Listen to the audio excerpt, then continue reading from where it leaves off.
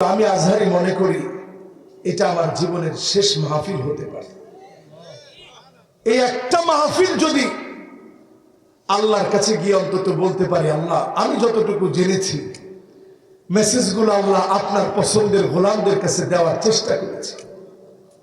আজকের রাতও তো আমার জীবনের শেষ রাত হতে পারে, এমন হতে পারে আর কোনোদিন আমি মাহফিল করতে পারবো না।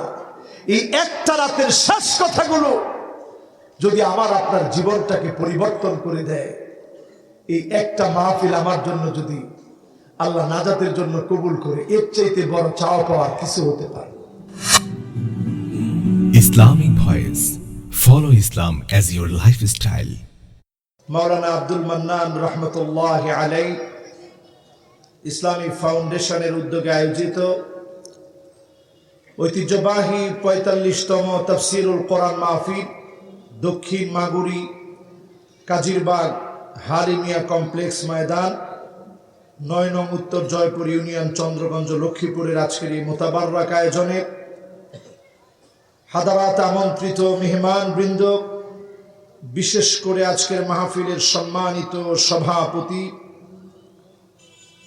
সম্মানিত প্রধান অতিথি,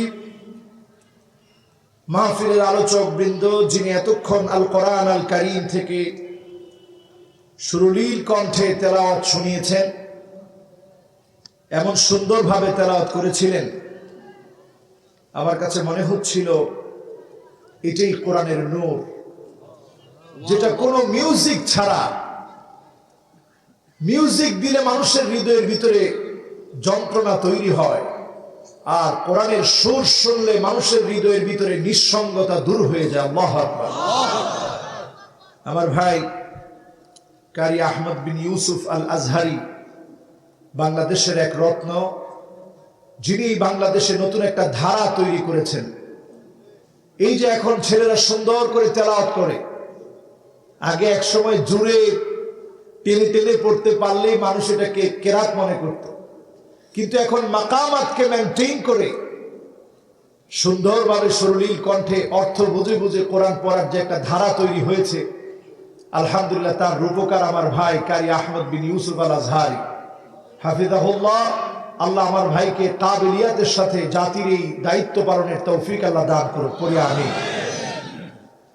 সামনে উপবিষ্ট আছেন আমার সম্মানিত মুরব্বিয়ানে কেরাম, সর্বজন শ্রদ্ধেয় আমার ওলামা হযরতগণ, তারুণ্যের উচ্ছ্বাস, দিক দিগন্তের দিকপাল তরুণ প্রজন্মের আমার তরুণ ভাইয়েরা, পর্দার অন্ত আড়ালে শ্রবণরত আমার মা এবং বোনেরা, সকলকে জ্ঞাপন করছি উহাইয়িকুম বিতাহিয়াতিল ইসলাম, আসসালামু আলাইকুম ওয়া রাহমাতুল্লাহি ওয়া বারাকাতুহু।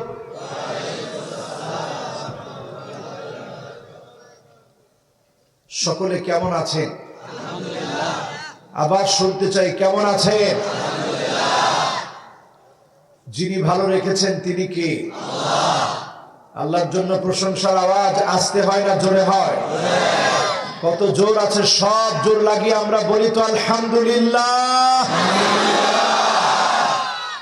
আবার মনে হয় আপনাদের অনেক রাত হয়েছে, এজন্য কষ্ট হচ্ছে খুব। এই দোষটা কিন্তু আমার না, কমিটিকে আমি বারবার বলেও বোঝাতে পারি না, কিন্তু আমি তো আর খারাপ ব্যবহার করতে পারি না, কারণ আপনারা দাওয়াত দিয়ে এনেছেন, আদর করে খাইয়েছেন। আমার ভাই যিনি পিছনে দাঁড়িয়ে আছেন কয়েকবার আমার মসজিদে গিয়েছে মুগদায়, সেখানে গিয়ে গিয়ে বারবার হুজুর আমার দাওয়াতটা কিন্তু এত তারিখ মনে থাকে যেন। এত কিছুর পরে আমি তো আর রাগ করতে পারি না, কিন্তু আমি জানতাম যে আজকের মাহফিলের অনেক শ্রোতা যারা দূর দারাজ থেকে আসছে তাদের অনেকেই চলে যাবে, কিন্তু আমি দেখতে পাচ্ছি আলহামদুলিল্লাহ খুব বেশি না। যারা এলাকার কিছু আছে অতি ঘুমে নিমজ্জিত হতে চায় তারা কিন্তু অনেকে চলে গেছে। দূর দারাজ থেকে যারা এসেছেন আপনারা কিন্তু এখনো বসা আছেন। টাইম কিন্তু আমরা দিয়েছিলাম 12টা, আমরা চেষ্টা করব 12টা যেন নির্ধারিত সময়টা আমরা ধরে রাখতে পারি ইনশাআল্লাহ। সকলে পড়েন আউযু বিল্লাহি মিনাশ শাইতানির রাজীম, বিসমিল্লাহির রাহমানির রাহিম। আলিফ লাম রা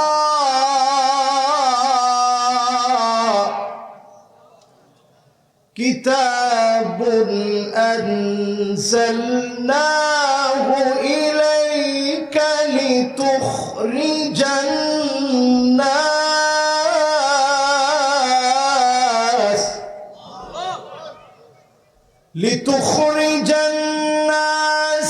মিনাল-যুলুমাতি ইলান-নূর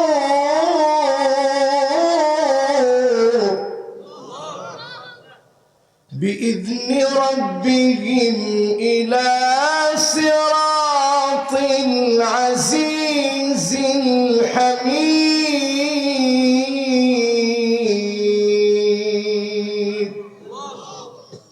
সকলে পড়ি সাদাকাল্লাহুল আযীম। যেই সূরাটা আমরা এখন তেলাওয়াত করলাম সূরাটার নাম সূরা ইব্রাহিম। সূরাটার নাম কি? সবাই একটু বলেন সূরাটার নাম কি? সূরা ইব্রাহিম। অবতীর্ণ হয়েছে মক্কাতুল মুকাররমায়। আল কোরআন আল কারীমের 14 নম্বর সূরা এটি। এই সূরার ভিতরে আয়াত রয়েছে মাত্র 52টি। কয়টি? 52টি আয়াতের একটি সূরা সূরা ইব্রাহিম নাম। এই সূরা আল কারীমাতে শব্দ রয়েছে 831টি। বলতে হবে শব্দ আছে কয়টা? সবাই বলেন শব্দ আছে কয়টা? 831টি শব্দ রয়েছে। আদাদুল হরুফ অক্ষর রয়েছে 3461টি। বলেন অক্ষর আছে কয়টা? 3461টি। এবার বলেন শব্দ আছে কয়টা? 831টি। আয়াত রয়েছে কয়টি? 52টি। পবিত্র কালামে হাকিমের কত নম্বর সূরা? বলেন শব্দ আছে কয়টা? 831। আপনারা এই মার্কা শ্রোতা হলে আমার খুব কষ্ট লাগবে। শ্রোতা হতে হবে একেবারে একের শ্রোতা। একের শ্রোতা হতে হলে ছোট বাচ্চারা কথা একটু কম বলতে হবে, তোমরা শুনতে হবে খালি। না অসুবিধা নেই, ছোটরা কথা না বললে তো মাহফিলের সৌন্দর্য থাকবে না। তারা মুখস্থ করবে। বলো এবার তোমরা শব্দ আছে এই সূরার ভিতরে কয়টা? আপনারা সবাই মনে হয় আমার আলোচনা বুঝতেছেন না। বোঝা যাচ্ছে? বেশি বোঝা যান না মনে। আজকে শ্রোতা রাত 11টা বেজে গেছে, তো আসলে এই টাইমে আমি মূলত মাহফিল ছেড়ে দিই। কিন্তু আপনাদের এখানে আমি এসেছি আগে, তখনই যদি আমি বসতে পারতাম তাইলে হয়তো আলোচনাটা করে আমার কাছে ভালো লাগতো। এখন অনেক রাত, 2জন করে উঠবে আর আমার কাছে মনে হবে যে আমি আলোচনাটা বোঝাতে পারতেছি না। আচ্ছা বলেন শব্দ আছে কয়টা? মাশাআল্লাহ। এবার বলেন অক্ষর আছে কয়টা? 3461। এবার সবার মোবাইল বন্ধ আছে তো? দেখে নেন সবার মোবাইল বন্ধ থাকবে, বিশেষ করে যারা স্টেজে আছেন মোবাইল বন্ধ। আয়াত আছে কয়টি? মাশাআল্লাহ। শব্দ আছে কয়টি? এবার বলেন অক্ষর আছে কয়টি? মাশাআল্লাহ। এবার একটা সুন্দর পরিবেশ সৃষ্টি হয়েছে। আমরা প্রশংসায় আবার পড়ি আলহামদুলিল্লাহ। নবীজির নামে মন ভরে প্রাণ খুলে হৃদয়ের মহব্বত একত্রিত করে পড়ি মুহাম্মাদুর রাসূলুল্লাহ সাল্লাল্লাহু আলাইহি ওয়াসাল্লাম। আল্লাহ রাব্বুল আলামিন আল কোরআন আল কারীমের ভিতরে একটি নয়, দুইটি নয়, 29টি সূরা শুরুতে আল্লাহ রাব্বুল আলামিন চ্যালেঞ্জ ছুড়ে দিলেন। আল্লাহ তাআলা কখনো নাজিল করলেন আলিফ লাম মিম, কোথাও আল্লাহ দিলেন আলিফ লাম রা, কোথাও আল্লাহ দিলেন হামিম। আল্লাহ রাব্বুল আলামিন এইভাবে করে 29টা সূরার শুরুতে এমন চ্যালেঞ্জ আল্লাহ ছুড়ে দিলেন, আরবের সাহিত্যিকরা অবাক হয়ে গেল। আলিফ লাম মিমের অর্থ কি হবে? আলিফ লাম র এর অর্থ কি হবে? হামিমের অর্থ কি হবে? ইয়াসিনের অর্থ কি হবে? বিচ্ছিন্ন বিচ্ছিন্ন কাটা কাটা অক্ষরগুলোকে দিয়ে 29টা সূরা শুরুতে যিনি চ্যালেঞ্জ করলেন তিনি কে? সেই 29টা সূরার একটি সূরার নাম হচ্ছে সূরা ইব্রাহিম। বলেন সূরাটার নাম কি? ইব্রাহিম আলাইহিস সালাতু ওয়াস সালামের সাথে আমাদের সাথে সম্পর্ক কি? সবাই বলেন কি? ইব্রাহিম আলাইহিস সালামের নামে আল্লাহ সূরা নাযিল করলেন।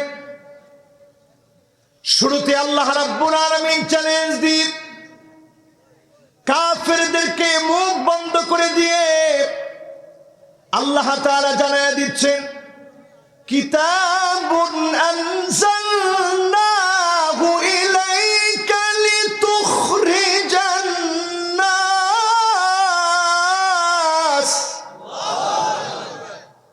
এমন কিতাব আল্লাহ নাযিল করেছেন যেই কিতাব মানুষগুলোকে বের করে আনবে।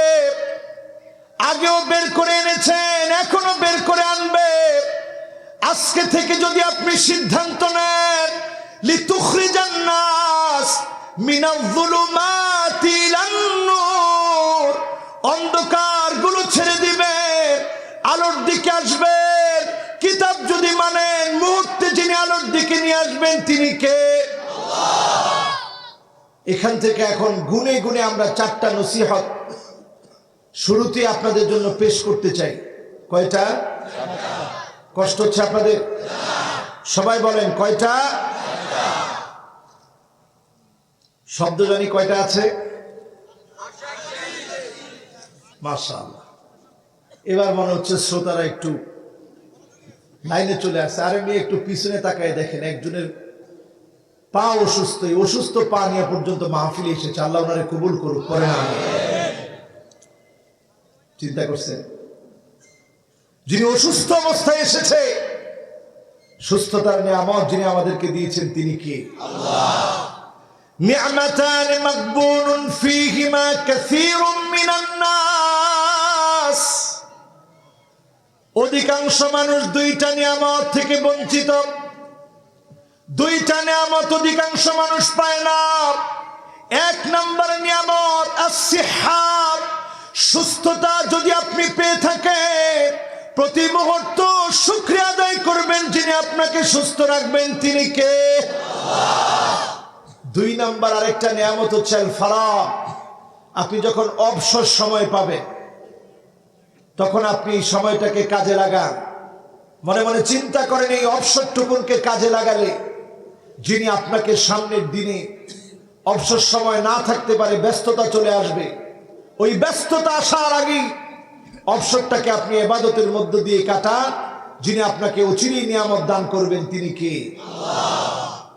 4টা নসিহত আমার ভাইয়েরা। 1 নম্বর নসিহত হলো মান আরাদা সাহিবাহু ফাল্লাহু ইয়াকফি। আপনি আমি যদি বন্ধু খুঁজি, আপনি আমি যদি বন্ধু বানাতে চাই, অন্য কাউকে বন্ধু বানানোর দরকার নাই। একজনকে বন্ধু মনে করবেন যিনি আমার আপনার সবচাইতে নিকটে, সবচাইতে কাছে, তিনি কে? আল্লাহ। যদি আল্লাহকে বন্ধু বানায় নিতে পারেন, এই মাহফিল থেকে খেয়াল করে নিয়ে যাবেন, যখন সমুদ্রের ভিতরে আমরা বিপদে পড়ে যাই, নদী পথে ভ্রমণ করতে গিয়ে বিপদে পড়ে গেলাম, ধরে নেন করোনাকালীন সময়ে যখন আমরা বিপদে ছিলাম, সবাই মুখে মুখে যার নাম উচ্চারণ করেছি তিনি কে? আল্লাহ। ওয়া ইযা গাশিয়াহুম মাওজুন কাযযুলালি দা'উ আল্লাহ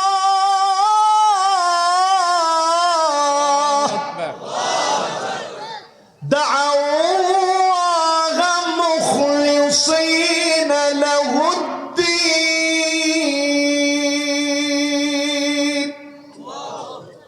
যখন আমরা বিপদে পড়ে যাই, মুসিবতে পড়ে যাই, টেনশনের ভিতরে পড়ে যায়, অন্য কোনো মালিকের নাম মনে হয় না, যার নাম মনে হয়ে যায় তিনি কে? উরওয়া ইবনে যুবাইর একজন বিশিষ্ট তাবী ছিলেন। প্রতি রাত্রে তিনি 7.5 পারা কোরআন কারীম তেলাওয়াত করতেন। এত পরিমাণ আল্লাহকে ডাকতেন। উরওয়া ইবনে যুবাইর যখন একদিন দিমাশকে চলে গেলেন, বিখ্যাত এই তাবেঈ দিমাশকে চলে যাওয়ার পরে হঠাৎ করে ওনার পায়ের ভিতরে যন্ত্রণা শুরু হয়ে গেছে। পায়ের যন্ত্রণার জন্য যখন ডাক্তার দেখালেন, ডাক্তার বললেন আপনার পা কেটে ফেলে দিতে হবে, পায়ের ভিতরে পোকা হয়ে গেছে। উরওয়া ইবনে যুবাইর অবাক হয়ে গেলেন। সেই মুহূর্তেও বিচলিত না হয়ে মালিকের শুকরিয়া আদায় করলেন। তখন তো অবশ করার মতো তেমন কোনো মেডিসিন ছিল না। ডাক্তার বললেন আপনাকে মদ পান করাতে হবে। সামান্য মদ যদি মেডিসিন হিসাবে খাওয়ানো হয়, আপনি যখন একটু অচেতন হবেন তখন পা কাটা হবে। উরওয়া ইবনে যুবাইর বললেন আমরুন মুস্তাহিল, এটা অসম্ভব। লা আশরাবুল খামরা কাত, জীবনে কোনোদিন আমি মদ পান করতে পারি না। অসম্ভব, এটা আমি মদ পান করব। আমি যখন নামাজে দাঁড়ায় যাব, কোরআন তেলাওয়াত শুরু হয়ে যাবে, কোরআনের স্বাদ, কোরআনের মজা যখন আমি পেয়ে যাব, তুমি আমার পা কাটবে। ডাক্তার তুমি দেখবে আমি উরওয়া ইবনে যুবাইর টেরও পাবো না। ঠিকই যখন তিনি নামাজে দাঁড়ায় গেলেন, তিলাওয়াত শুরু করলেন, তিলাওয়াতের এক পর্যায়ে এসে ওনার পা কাটা শুরু করেছে। উরওয়া ইবনে যুবাইর অজ্ঞান হয়ে পড়ে গেলেন। যখন জ্ঞান ফিরল দেখেন পাটা নাই। উরওয়া ইবনে যুবাইরের কাছে সংবাদ আসলো, আপনার সন্তানদের মধ্য থেকে এক সন্তান ঘোড়ায় উঠতে গিয়ে পড়ে মারা গেছে। ওই রাত্রিতেও তিনি আল্লাহর জন্য দাঁড়িয়ে গেলেন, এক পায়ের উপরে ভর দিয়ে দাঁড়ালেন। আরেক পা অপারেশন করা হয়েছে, কেটে ফেলে দেওয়া হয়েছে। তিনি আল্লাহকে ডেকে বললেন, আল্লাহ আপনি আমার মালিক, আমি আপনার গোলাম। দুইটা পায়ের মধ্য থেকে দুইটা পা তো আপনি নিয়ে নিতে পারতেন, মাত্র একটা পা কাটা গিয়েছে, আরেকটা পা তো আছে। আমার সন্তানদের মধ্য থেকে মাত্র একটা সন্তান দুনিয়া থেকে বিদায় নিয়েছে। ও আমার আল্লাহ, আমার কোনো দুঃখ নাই, কোনো কষ্ট নাই। ওই অবস্থায়ও তিনি প্রশংসা করলেন, আল্লাহ শুকরিয়া আদায় করলেন। আউয়ালু মান ইউদআ ইলাল জান্নাল হামিদুন আল্লাযীনা ইয়াহমাদুনা আল্লাহ ফিস সাররাই ওয়াদ দাররা, যারা সুখে দুঃখে মালিকের প্রশংসা আদায় করবে। এই কষ্টের সময় যারা মালিকের প্রশংসা আদায় করবে, বিপদের সময় যারা আল্লাহকে বন্ধু মনে করে কথাগুলো বলবে, তাদেরকে যিনি জান্নাতের প্রথম কাতারের জন্য কবুল করে ফেলবেন তিনি কে? এখানে যারা বসছেন, এই কথাকে আমরা মনে প্রাণে বিশ্বাস করে নিয়ে যেতে পারি। জীবনের সব সময় প্রশংসা করব কার? হাতের ভিতরে যদি এখন আপনাকে জেলখানায় নেওয়ার জন্য আপনাকে অ্যারেস্ট করা হয়, ওই অবস্থায় প্রশংসা লাগবে কার? আপনাকে যদি আগুনের ভিতরে ফেলে দেওয়া হয়, আইয়ুলকা ফিন্নারি ফায়ুহরাক, ঈমানের পরীক্ষা আপনাকে আগুনে ফেলে দিয়ে জ্বালিয়ে দেওয়া হবে, পুড়িয়ে মারা হবে, তারপরেও এক চুল নাড়া যাবে না। ঠিক না বেঠিক? এর নাম পরীক্ষা। এই পরীক্ষায় উত্তীর্ণ হতে পারবেন তখন যখন আপনি বন্ধু বানায় নিবেন কাকে? জোরে বলেন না কাকে?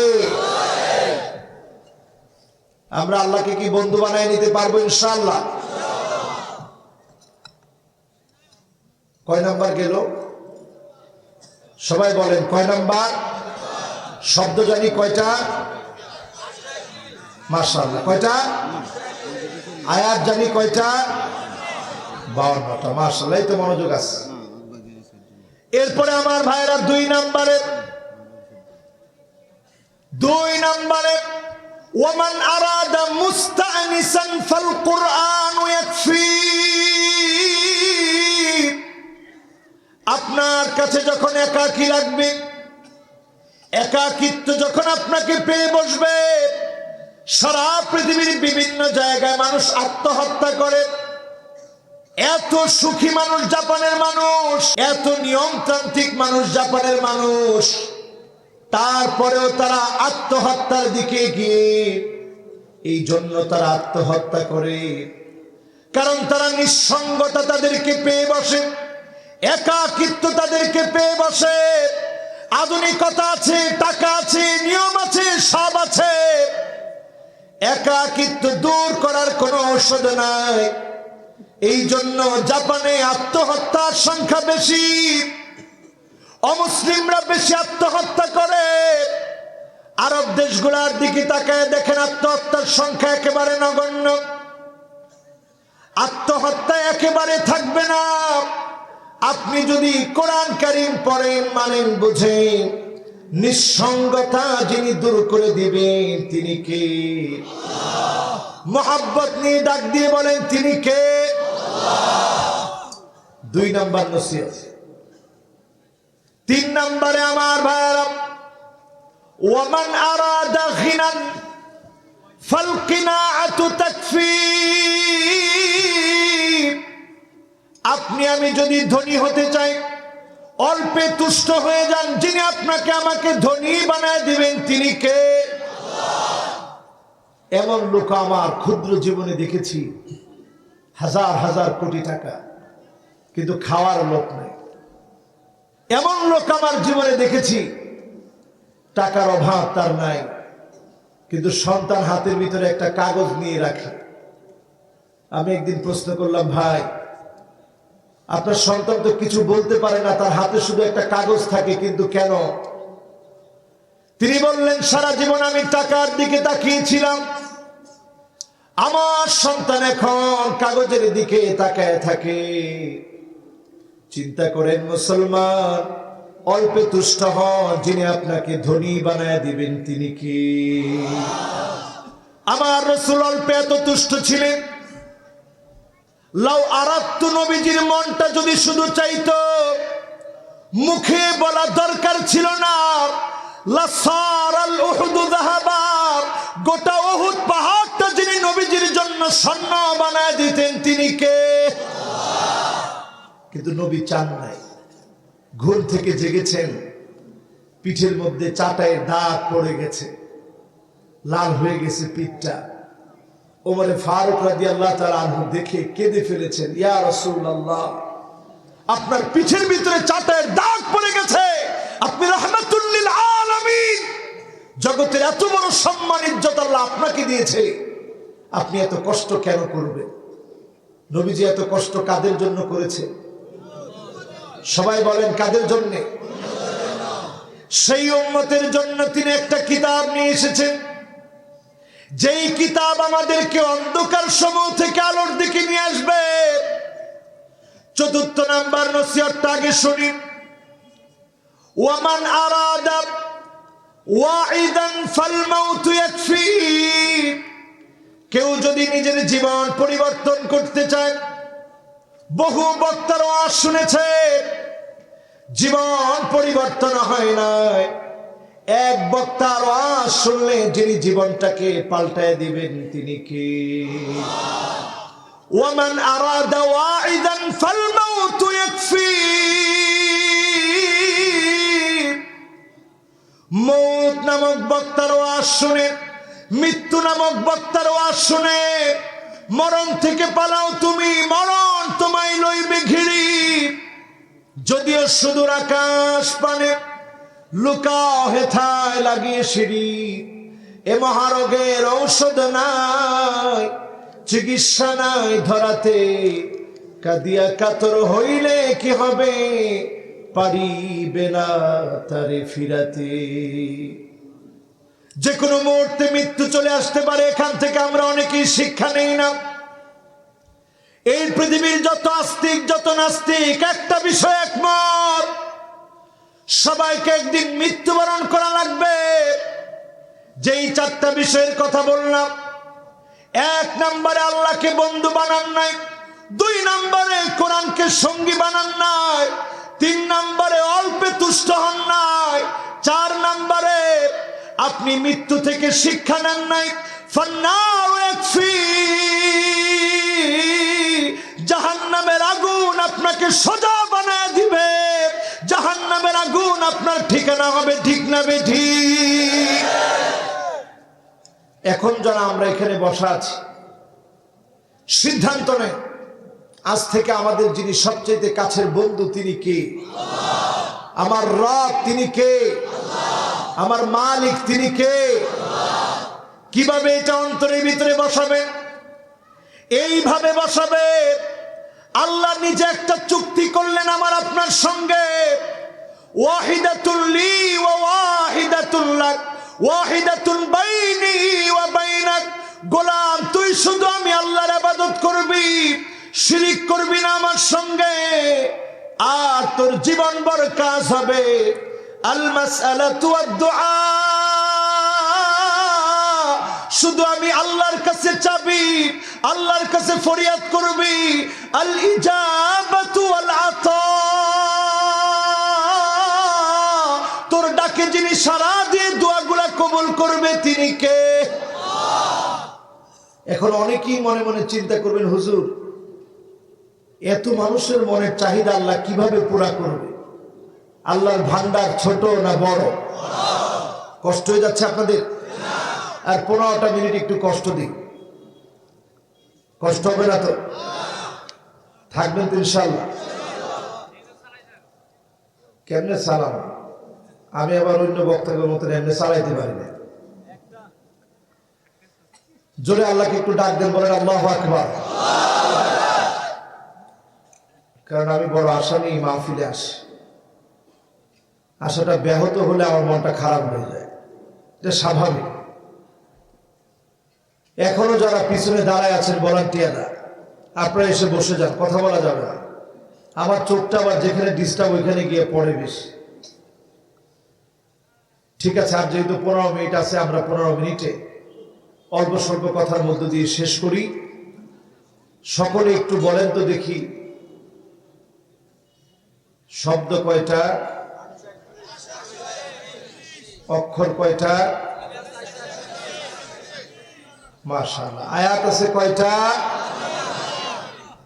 এবার আসেন আমার ভাইয়েরা যারা সামনে বসা আছে, এই পৃথিবীর দিকে তাকায় দেখে, কিতাবুন আনজালনাহু ইলাইকা লিতুখরিজান নাস মিনায-যুলুমাতি ইলান-নূর।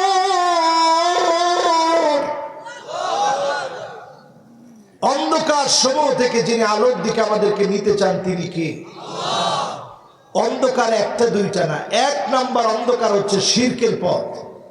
এখন মুশরিকের সংখ্যা আমাদের সমাজের ভিতরে কম না বেশি? আছে না অনেকে? গতদিন দেখি এক মুশরিক বলতেছে আকাশ জমিনও নাকি তার বাবার কথা শুনে। জোরে কর নাউজুবিল্লাহ। আচ্ছা, আকাশ জমিন কথা শুনে কার? জোরে চিল্লায় বলেন কার? দেব দেবতাও নাকি তার বাবার কথা শুনে। বলেন সব কথা শুনে কার? আমরা এমন বোকা মানুষ হয়েছি, চুরি করি গোপনে, ঘুষ খাই গোপনে, জেনা করে গোপনে, পাপাচার করে গোপনে, শুধুমাত্র কেবলমাত্র আল্লাহর গোলামেরা শিরিক করে প্রকাশ্যে। ঠিক কিনা?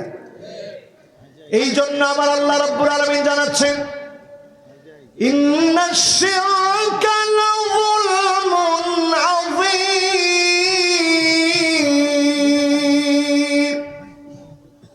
শিরক হচ্ছে সবচেয়ে বড় জুলুম। মেহেরবানি করে বাবারা কথা বলা যাবে না, হ্যাঁ এটা আমি বলতে চাইনি। আপনারা যদি স্টেজে বসে কথা বলেন, আমি কথা বলবো কেমনে?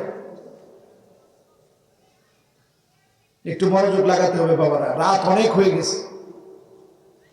আমি যখন আলোচকের এই জায়গায় মাইকে বসা আছে, আমি বুঝতেছি মানুষের হকের বিষয়টা। যারা দূর দারাজ থেকে আসছে, এমন লোক আসছে আমার সাথে দেখা করছে আজকে এখানে কেন্দুরবাগ থেকে। কয় কিলো জানেন?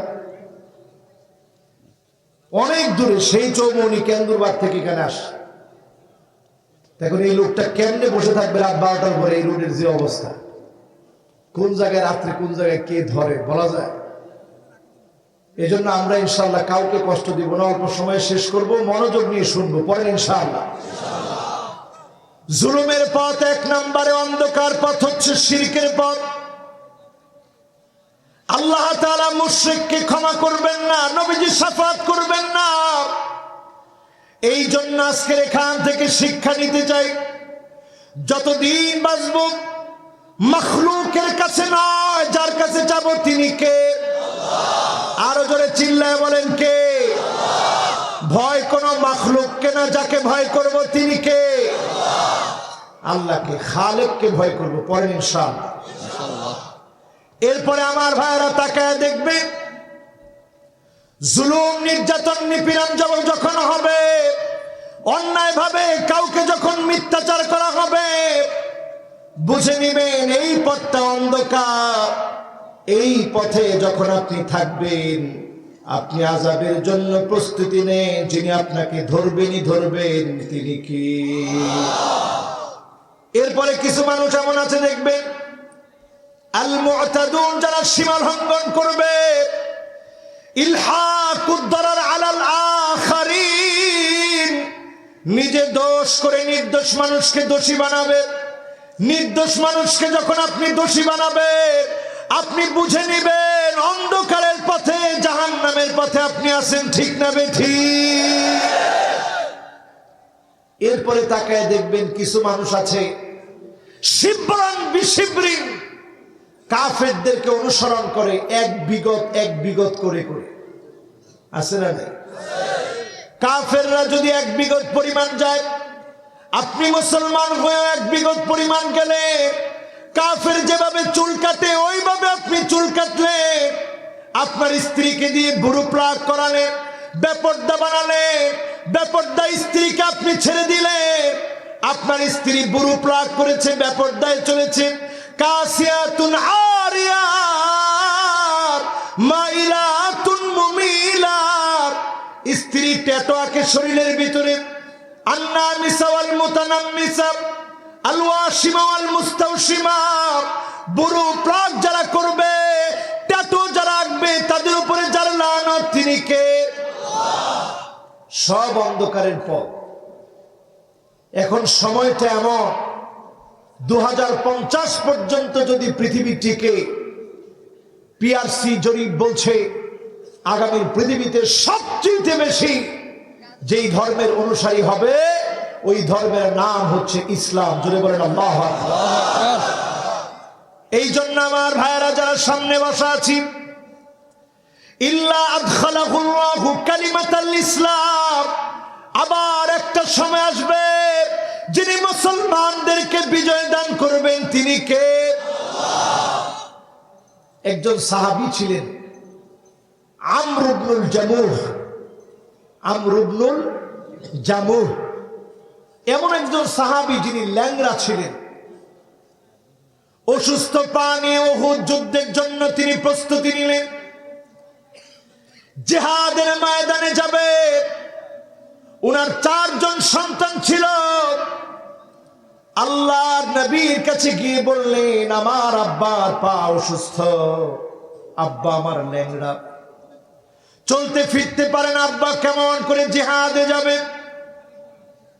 আব্বার জন্য যদি একটু রুখসত দিতেন, সামিহনা ইয়া রাসূলুল্লাহ, আমাদের দিকে তাকায় যদি একটু সুযোগ করে দিতেন। আল্লাহর নবী বললেন, যাও যাও, তোমার আব্বা যেহেতু অসুস্থ, জিহাদের ময়দান থেকে তোমার আব্বাকে সুযোগ দেওয়া হলো, আমর ইবনুল জামুহের কাছে আসলেন। সন্তানরা এসে বললেন, আব্বা জিহাদের ময়দানে যাওয়ার দরকার নাই, বাড়িতে থাকে। আল্লাহ আপনাকে সুযোগ দিয়েছে, আল্লাহর রাসূল সুযোগ দিয়েছে। লা ইউকাল্লিফুল্লাহু নাফসান ইল্লা উসাহা। সাধ্যের বাইরে কারো উপরে কোনো কিছু চাপায়া দেওয়া হয় না, কারো উপরে কোনো বোঝা ইসলাম চাপায়া দেয় না। ঘরের মধ্যে আপনি থাকেন। আমর ইবনুল জামুহ আল্লাহর নবীর কাছে হাজির হলেন। সামনে গিয়ে কেঁদে ফেললেন, ইয়া রাসূলুল্লাহ, আমার বড় মন চায় উহুদ প্রান্তে আমি আমর ইবনুল জামুহ চলে যাই, প্রাণান্তকর লড়াই করি। আমার পা অসুস্থ, আমার হাত দিয়ে আমি লড়াই করি। এই লড়াইয়ের পরে আমি শহীদ হয়ে যাই, আল্লাহর জান্নাতের মধ্যে প্রতিদান কামনা করি, আল্লাহর জান্নাতের মালিক হওয়ার স্বপ্ন দেখি। পড়েন আল্লাহু আকবার। চিন্তা করেন, যাদের পা আছে সেই পাওয়ালা সুস্থ সবল মানুষগুলার কথা চিন্তা করে, আর আমর ইবনুল জামুহের কথা চিন্তা করে। নবীজি বললেন, সাহাবী যাও, তুমি ঘরে চলে যাও, আল্লাহ তোমাকে ধরবে না। দুইটা পা তোমার অসুস্থ পা দুইটা নিয়ে কেমন করে জিহাদের ময়দানে যাবে? আমর ইবনুল জামুহ এই দুইটা অসুস্থ পা নিয়ে খুঁড়াতে খুঁড়াতে জিহাদের ময়দানে নবীজির অনুমতি নিয়ে গেলে, হেছড়িয়ে হেছড়িয়ে জিহাদের ময়দানে কষ্ট করে লড়াই করলেন। একটা পর্যায়ে নিথর দেহ, শহীদ দেহ নিথর হয়ে পড়ে রইল উহুদ প্রান্তে। নবীজি আমর ইবনুল জামুহের দিকে তাকালেন, মুক্তার দানার মতো চোখের পানি গুলা জর জর করে ছেড়ে দিলে। সাহাবীরা বললেন, ইয়া রাসূলুল্লাহ, আপনার চোখে পানি কেন? আল্লাহর নবী বললেন, সাহাবীরা এই জন্য আমি কাঁদি, আমার আমর ইবনুল জামুহ অসুস্থ পানি খোঁড়া হয়ে জিহাদের ময়দানের প্রাণান্তকর লড়াই ছাড়ে না। সন্তানরা বুঝিয়েছিল, আমি নবী বুঝিয়েছি, একবারের জন্য দূরে থাকে না। আমার সাহাবী চলে এসেছে, তার জীবনটা আল্লাহর জন্য দিয়েছে।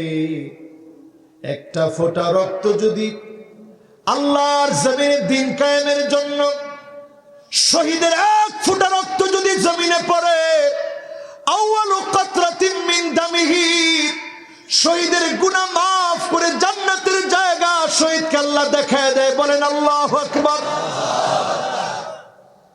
আজকে কাফিরদের মিডিয়াগুলোর কারণে জিহাদকে এখন উগ্রবাদ বলা হচ্ছে।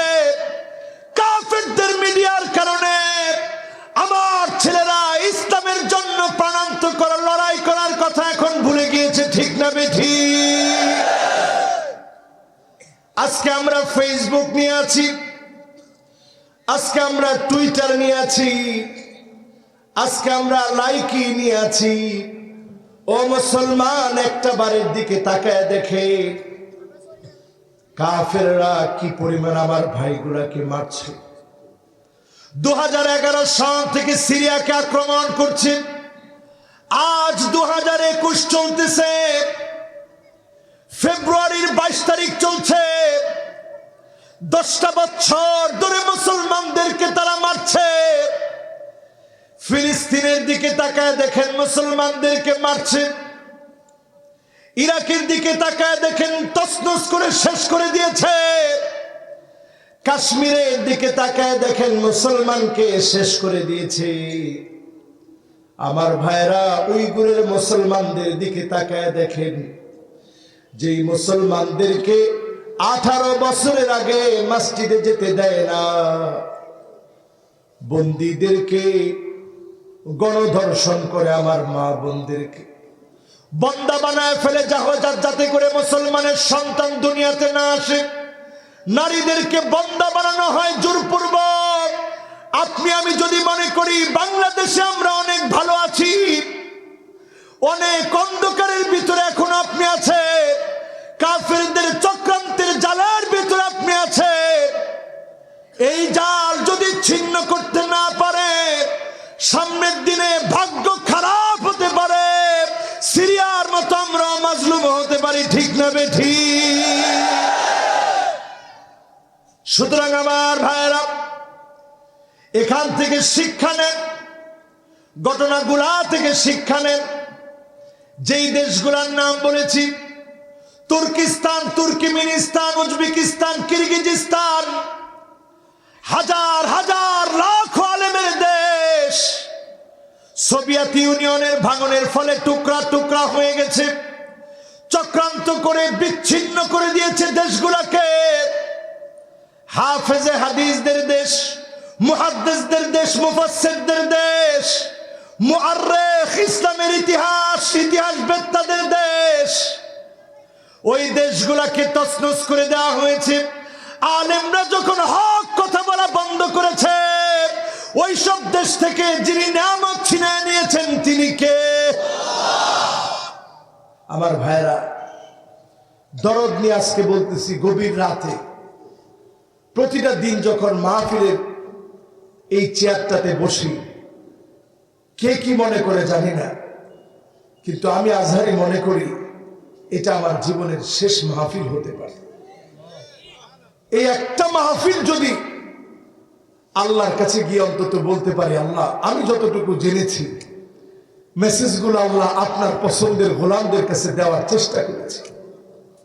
আজকের রাতও তো আমার জীবনের শেষ রাত হতে পারে। এমন হতে পারে আর কোনোদিন আমি মাহফিল করতে পারবো না।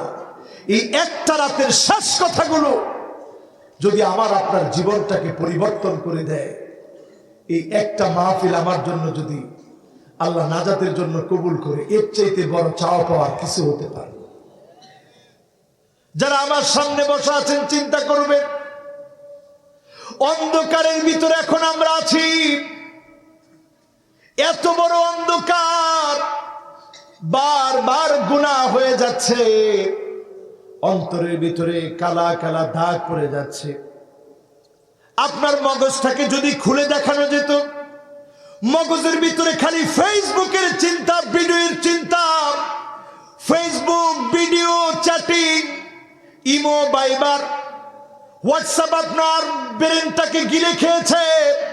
একটা বার যদি আপনি কোরআনটাকে আপনার ব্রেনের ভিতরে ইনস্টল করতে পারতেন, কোরআনটাকে দিয়ে যদি সাজাতে পারতেন, যিনি আপনার গোটা জীবনটাকে পরিবর্তন করে দিতেন তিনি কে? আল্লাহ সেই কথাই বলছেন, কিতাবুন আনজালনাহু ইলাইকা লিতুখরিজান নাস মিনায-যুলুমাতি ইলান-নূর। মানুষদেরকে অন্ধকার সমূহ থেকে আলোর দিকে নিয়ে আসার জন্য যিনি কিতাব পাঠিয়েছেন তিনি কে? রাত বাজে কয়টা? এখন 12টা। আমরা তাহলে আলোর দিকে আসি তো ইনশাআল্লাহ। আজকে এই পর্যন্ত শেষ করি। রাত হয়ে গেছে তো অনেক, মাফ করে দেন না। আজকে চলবনি? পিছনে কয়জন ঘুমাই গেছে আপনারা দেখেন না, কিন্তু আমি দেখি ফেলেছি। ও যাতে ঘুমাইছে ওটা সামনের দিকে না, সামনের দিকে চলিয়া যাক, মনোযোগ দিয়ে চিন্তা করতেছে, বলেন আল্লাহু আকবার। একজন মুরব্বী উঠে যাইতেছে, যদি থাকে ও মা, একজন কইছে এখন দুজন উঠে যায়। আসেননি আপনারা? আচ্ছা, মুরব্বীরা গেলে গেছে আর কি, অসুবিধা নেই। জোয়ানরা আসেননি? 15 থেকে 30 বছরের তাগড়া যুবকের আওয়াজ করে বলো তো দেখি আল্লাহু আকবার।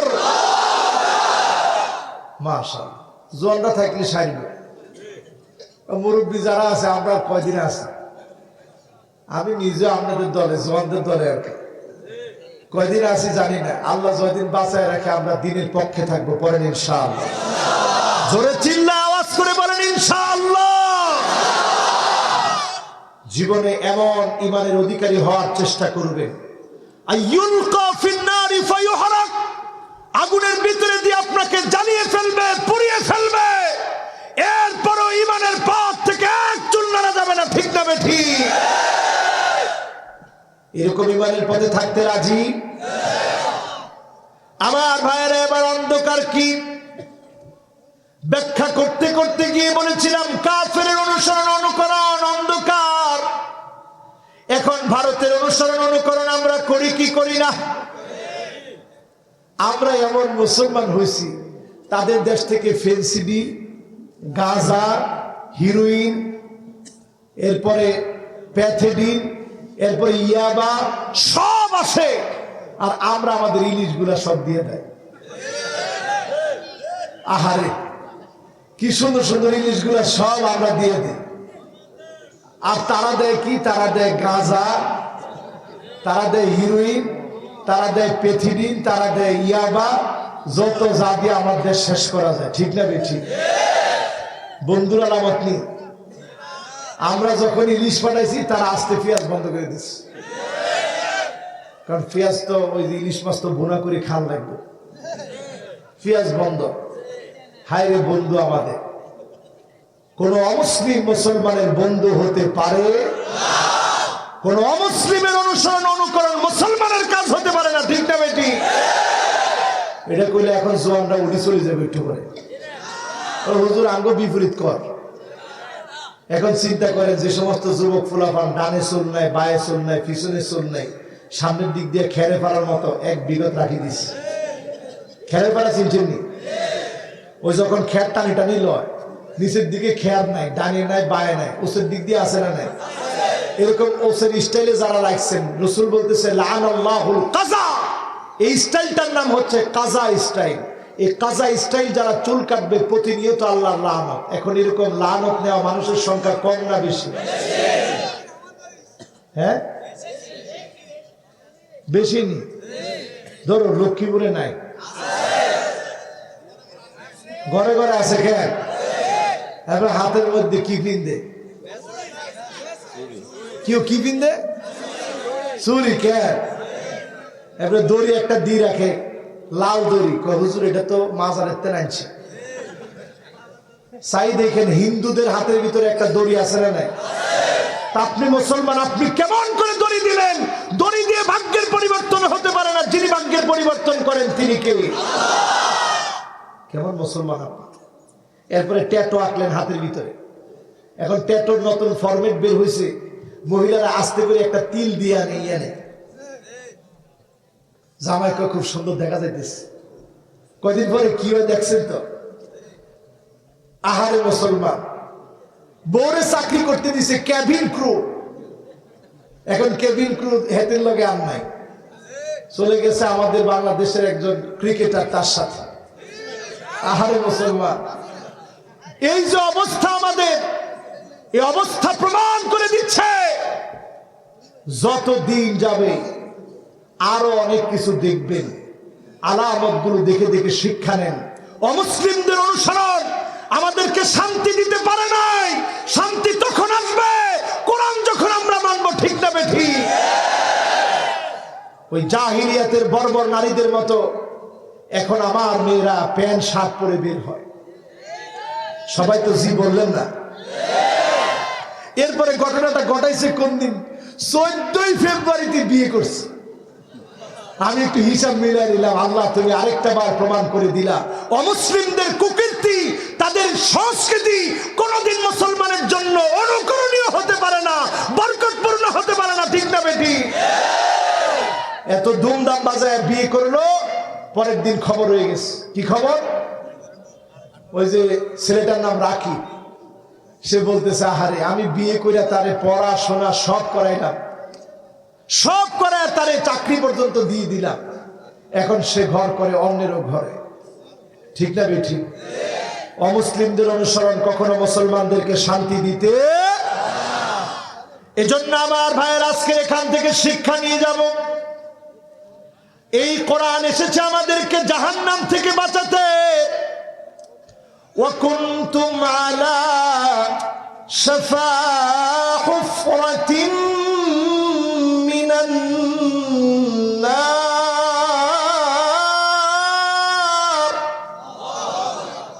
আমরা ছিলাম জাহান্নামের দ্বার প্রান্তে, সেখান থেকে নবীজি এসে জান্নাতের পথ দেখাতে এসেছে। জাহান্নামে যাওয়ার জন্য আমরা নবীর উম্মত হই নাই, জান্নাতে যাওয়ার জন্য নবীর উম্মত হয়েছি। ঠিক না বেঠিক? ওমরে ফারুক রাদিয়াল্লাহু তাআলা আনহু একদিন কাঁদতেছে, কষ্ট হচ্ছে মনে হয়। আচ্ছা, আর বেশি না, এন্ন রাত যেহেতু অনেক হয়ে গেছে, আর বেশিক্ষণ না লাগাই অল্প কয়েকটা আমলের কথা বলি। রাজি আছেন? শুনে পরে যাব, বলেন ইনশাআল্লাহ। ওমরে ফারুক রাদিয়াল্লাহু তাআলা আনহু, এত বড় অন্যায় কাজ আমি করেছি। আল্লাহর নবী বললেন, না রে ওমর, বিষয়টা এমন না। তোমার গুনাহগুলোকে ঈমান আনার কারণে যিনি সওয়াব দিয়ে বদলায় দিয়েছেন তিনি কে? ঈমান আনার কারণে গুনাহগুলোকে যিনি সওয়াব দিয়ে বদলিয়ে দিয়েছেন তিনি কে? ওমর ফারুক রাদিয়াল্লাহু তাআলা আনহু এখন হাসতেছেন। আল্লাহর নবী বলছেন, ওমর কেন হাসতেছো? ইয়া রাসূলুল্লাহ, এই জন্য হাসছি, এখন আমার মনে হচ্ছে এত গুনাহ আমি ওমর করেছি, গুনাহগুলো যদি সওয়াব দিয়ে বদলায় দেয়, আল্লাহর যদি মায়া হয়, যিনি আমাকে জান্নাতি বানায় দিবেন তিনি কি? জান্নাতের যিনি সার্টিফিকেট পেয়েছেন তিনি যদি কাঁদেন, আল ঈমানু বাইনাল খাউফি ওয়ার রাজা, ঈমানটা হচ্ছে ভয় আর আশার মাঝখানে। আপনার আমার মনে যদি আশা থাকে যিনি জান্নাতি বানায় দিবেন তিনি কে? আমরা একেবারে শেষ 5টা আমলের কথা বলবো। 1 নম্বরে হিফজুল লিসান, কোরআন পড়বেন বেশি, জিহ্বাটাকে সংযত রাখবেন, অনর্থক কথা বলবেন না। রাজি আছেন ইনশাআল্লাহ? ইনশাআল্লাহ। 2 নম্বরে আমার ভাইরা তালিল কোরআন, কোরআন তেলাওয়াত করবেন বেশি বেশি, কোরআন বুঝে পড়বেন, অর্থ পড়বেন, তাফসীর পড়বেন, কোরআনের রাজ কায়েমের সংগ্রাম করবেন। মানিক বাররাত কাদামাহু ফি সাবিলিল্লাহ, আপনার পাগুলা যদি ধুলায় দূষিত হয়, আপনার পাগুলা যদি ধুলায় মলিন হয়, এতটুকুন কষ্ট যদি দিন কায়েমের জন্য করে, যিনি আপনার জন্য জাহান্নামের আগুন হারাম বানায় দিবেন তিনি কে? পারবেন না ইনশাআল্লাহ? 3 নম্বরে আমার ভাইরা মুতঈমুল জিআর, অভাবী অনাথ ইতিম মিসকিনদেরকে খানা খাওয়াবেন, রাস্তার পাশে পাগলদের পাশে দাঁড়াবেন। একজন পুলিশকে আমার খুব ভালো লাগে, কি নাম? মাশাআল্লাহ, কে বলছে আমার শওকতের নাম? মাশাআল্লাহ, একজন পুলিশ, তার যে সুন্দরতম কার্যক্রমগুলো আমাদের চোখে পড়ে, শওকত ভাই, এই শওকত ভাইয়ের যে কার্যক্রমগুলো, মানুষের পাশে গিয়ে দাঁড়ানো, মানুষের সেবা করা, এত বড় কাজ, এই কাজের কারণে যিনি খুশি হন তিনি কে? আল্লাহ। আস-সাঈ আলাল আরমালাতি ওয়াল মিসকিন কাল মুজাহিদ ফি সাবিলিল্লাহ, একটা বিধবা, একটা ইতিম, একটা অনাথ, একটা অভাবী মানুষের পাশে গিয়ে দাঁড়ানো আল্লাহর রাস্তায় জিহাদ করার মতো সওয়াবের কাজ। বলেন আল্লাহু আকবার। এই জন্য মুতঈমুল জিআদ, যার পা নষ্ট হয়ে গেছে, পচে গেছে, হাত কেটে ফেলে দিতে হবে, তাকে সহযোগিতা করে, তাকে খাদ্য দিয়ে সহযোগিতা করে। এই সহযোগিতার কারণে জান্নাত আল্লাহর কাছে বলবে, আল্লাহ তোমার গোলামটা এত ভালো, এত নেককার, মানুষের পাশে গিয়ে দাঁড়িয়েছে, দয়াময় মালিক তাকে তুমি কল্যাণ দান করো, জান্নাত দান করো। ইন্নাল জান্নাতা তাস্তাকু লি খামসাতি নাফার, জান্নাত আপনার প্রেমে পড়ে যাবে আল্লাহকে বলবে, আল্লাহ তোমার এই গোলামটাকে জান্নাতের মধ্যে দিয়ে দাও। বলেন আল্লাহু আকবার। 4 নম্বরে মুকসিল ওরিয়া, যার পরনে কোনো কাপড় নাই, বিবস্ত্র যেই মানুষটা 1 বছর 2 বছর 3 বছর 4 বছর গোসল করে না, ওই মানুষটাকে কাপড় কিনে দেন। ওই পাগলটার পাশে গিয়ে দাঁড়ান। ওই শীতের জন্য, শীতের সময়ে কষ্ট করে বস্ত্র নাই, তার পাশে গিয়ে দাঁড়ান।